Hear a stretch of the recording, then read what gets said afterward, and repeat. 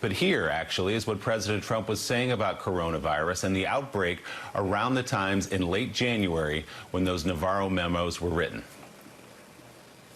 Are the words about a pandemic at this point? No, we're not at all, and we have it totally under control.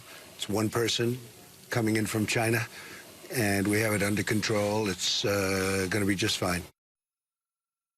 We have a total of 15 people, and they're in a process of recovering, with some already having fully recovered. We're at that very low level, and we want to keep it that way. So we're at the low level. As they get better, we take them off the list, so that we're going to be pretty soon at only 5 people.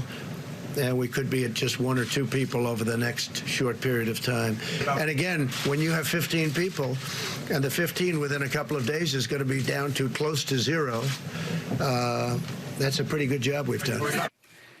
So Willie, we played 2 clips there.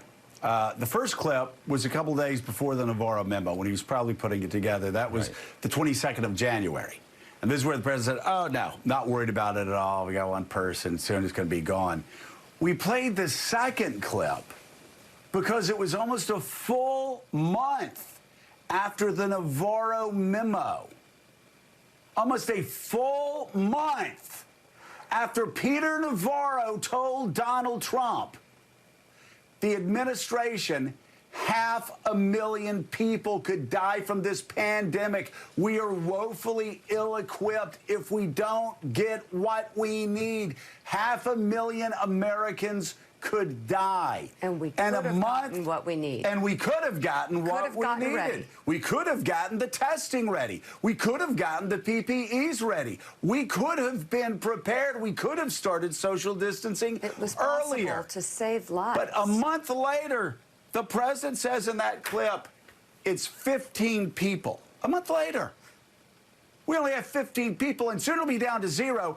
So bringing us back, because the president lies so much in these press conferences, I still, for the life of me, don't understand why the networks, including our own, allow Donald Trump to lie for 2 hours to the American people. If he were giving good information, that would be one thing. Let us fact check them. But it is a lie. So if this network or CNN or Fox is going to run him lying for 2 hours a night, they need a real-time fact checker.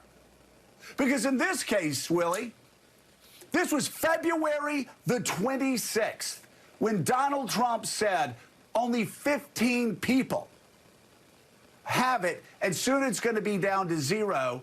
And, of course, that's, again, almost a full month after Peter Navarro wrote his memo, a memo that Donald Trump said, oh, I believe the same thing I was doing. No, he didn't. Even a month later, he thought it was about 15 people instead of 500,000 deaths.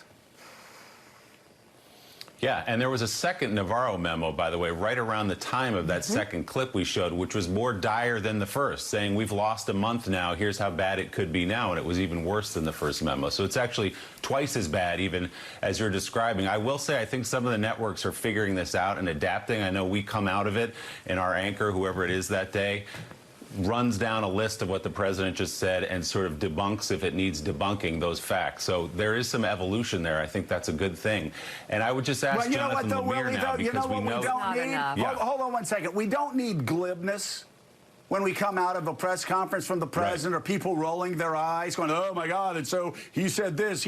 They get distracted sometimes. I'm not just talking about our network, all the networks. They get distracted by the ground noise. Can you believe the president said this? Can you believe he tweeted that? No, just get the facts.